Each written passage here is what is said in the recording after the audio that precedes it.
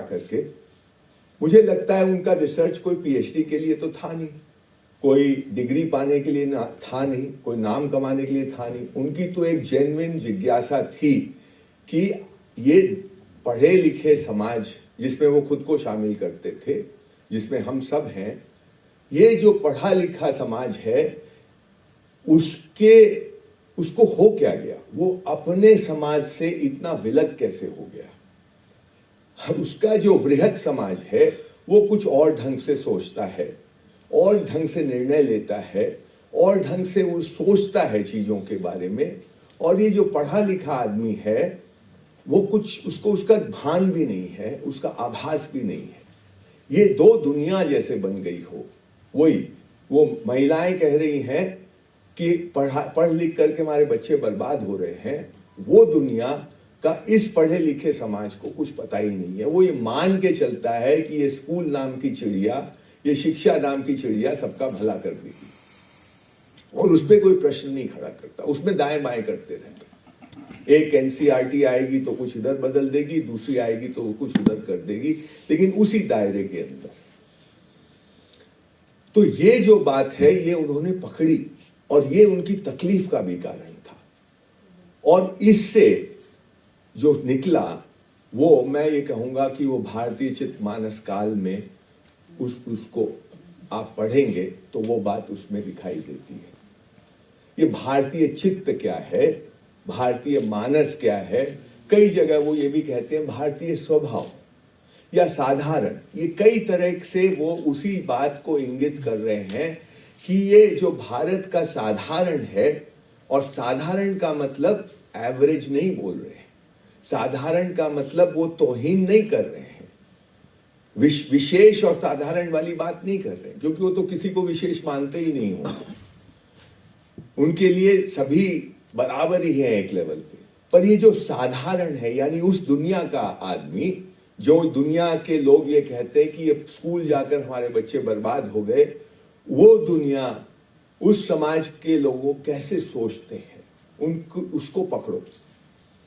और मुझे ये बहुत महत्वपूर्ण लगने लगा है।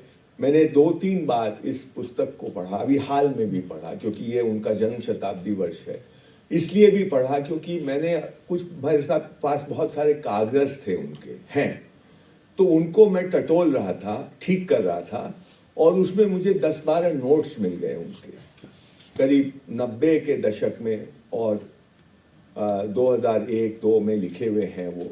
हम ही लोगों के बातचीत में करते करते वो नोट्स कुछ उन्होंने लिखे, पहले हाथ से लिखे, फिर उसको हम लोगों ने टाइप किया, वो पढ़े मिल गए।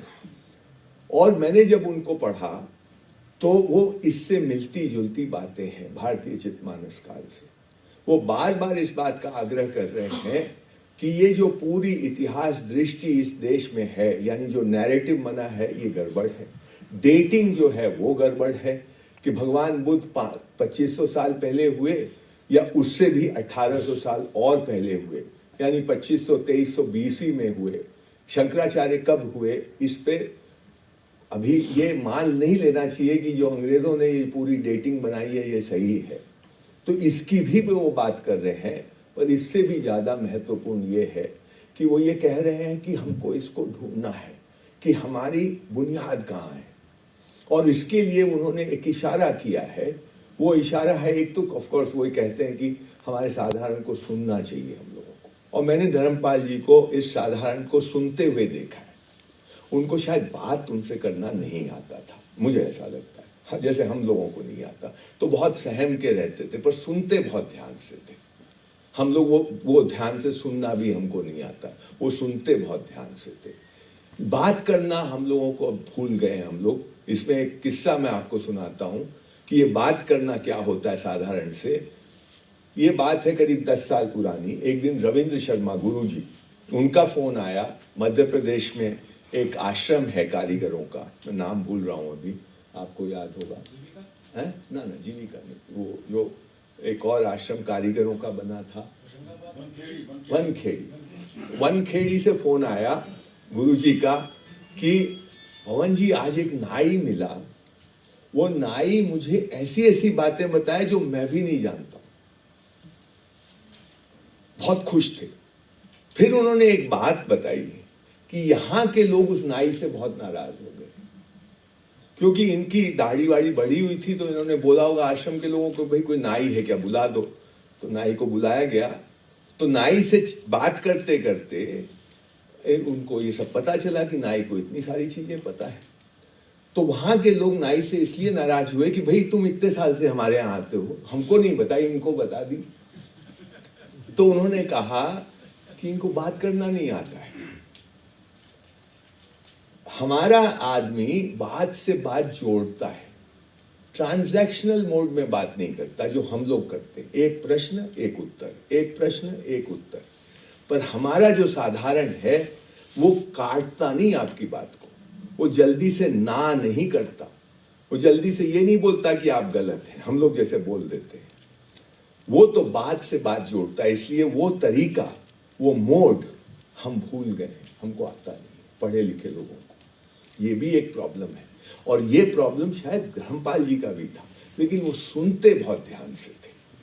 और उन्हीं से हमको ये एक, हम लोगों को ये कन्विक्शन हो गया कि ये जो साधारण को हम या तो बेचारगी से देखते हैं, एक पेट्रनाइजिंग एटीट्यूड से, या ऐसे कि भाई ये तो इनको ठीक करना है वगैरह वगैरह, जैसे एक्टिविस्ट मोड में होता है, ये सबका सब गड़बड़ है।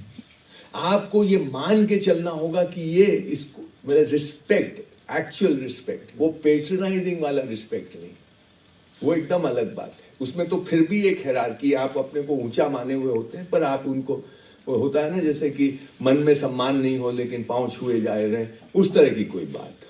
वो वास्तव का सम्मान कि इनको मुझसे ज्यादा पता है, क्योंकि ये हजारों सालों से उसी झोपड़ी में रहते हैं, उसी गांव में रहते हैं, और उन्होंने अच्छी तरह ठाठ से जिंदगी गुजारी है। अगर ये गंगा में जाके डुबकी लगाता है और ये मानता है कि मेरे पाप धुल गए, तो उसकी मजाक मत उड़ाइए, उसको देखिए कि वो उससे उसके ऊपर क्या असर हो रहा है और वो कहां से आ रहा है। दोनों चीजें देखिए कि अगर ये मान रहा है कि वो करके उसकी कुछ शुद्धि हो गई, तो इसका असर उसके व्यवहार में, उसके चित्त में क्या होगा, और ये चीज करने के पहले वो कहां से, उसकी ये जो भूमि है वो कहां से, उसका बैठक क्या है, इसको दोनों को देखिए। ये मुझे धीरे धीरे धीरे धीरे धर्मपाल जी के सानिध्य में रहते हुए समझ में आया, और फिर मेरा ध्यान गया कि हाँ, ये जो साधारण है ये मेरे से कहीं ज्यादा मूल्यों पे आधारित जीवन जीता है। मेरे जैसा पढ़े लिखे को झूठ बोलने में कोई खास ग्लानि नहीं होती है। आप आज के पढ़े लिखे आदमी का बायोडेटा उठा के देख लीजिए, कितनी अतिशयोक्तियां, कितने झूठ, पर कहीं लगता ही नहीं कि मैं कोई झूठ बोल रहा हूं, वो तो चलता है ना। तो ये जो है, मैं ये नहीं कह रहा हूं कि वो साधारण झूठ नहीं बोलता, वो भी बोलता होगा, लेकिन कहीं उसको तकलीफ होती है। हम लोगों को तो इम्यून हो गया, हमने वो ले लिया, वैक्सीन ले लिए, कोई फर्क ही नहीं पड़ता। हजारों चीजें हम करते जाते हैं जो वो भी करता होगा, लेकिन उसको कुछ ना कुछ एक एहसास अभी भी बचा है। हमारे लिए तो फ्रीडम, इक्वालिटी और राइट, ये हमारे आधुनिक मूल्य हैं, और वो किसके लिए, वो वहां मेरे लिए थोड़ी ना, मेरे लिए तो जो मैं चाहूं वो करूं, बस इतना है। बाकी ये सारे मूल्य सड़क पे बाहर के लिए, अपने लिए कोई मूल्य की बात ही नहीं रह गई। ये लिबरलिज्म है, ये वेस्टर्न मॉडर्निटी है कि आपको एकदम उन्मुक्त कर दिया, अब कुछ दिक्कत ही नहीं है, कुछ भी कर लिया, आप एकदम फ्री हो गए। तो ये जो है, मुझे ये लगता है धर्मपाल जी ये कह रहे हैं, एक तरफ मुझे भारतीय चित्तमानस काल को एक और बात मैं कहूंगा कि ये समझने के लिए हमको पश्चिमी आधुनिकता को समझना पड़ेगा। अगर हम पश्चिमी आधुनिकता को नहीं समझे, और उसमें मुझे सबसे ज्यादा आजकल लगता है कि जो आदमी मदद कर सकता है उसको समझने में, वो है प्रोफेसर A.K. सरन। अगर हम डिफिकल्ट हैं, उनको पढ़ना थोड़ा मुश्किल है, लेकिन एक बार आपको लत लग जाए तो उसमें रस भी आने लगता है। वो आदमी वैसे लिखता है जैसे कि कुछ देख रहा हो, यहां से नहीं लिखता, उसको जैसे दिखाई दे रहा हो, और वो जो दिख रहा है उसको लिख रहा है, जो सोच रहा है उसको नहीं लिख रहा, जो दिख रहा है उसको लिख रहा है। तो मुझे लगता है एक तरफ हमको पश्चिमी आधुनिकता को समझना चाहिए, उसके फरेब, उसके इल्यूजन और उसकी भ्रामकता को समझना चाहिए, और दूसरी तरफ हमको भारतीय चित्तमानस काल को समझना चाहिए।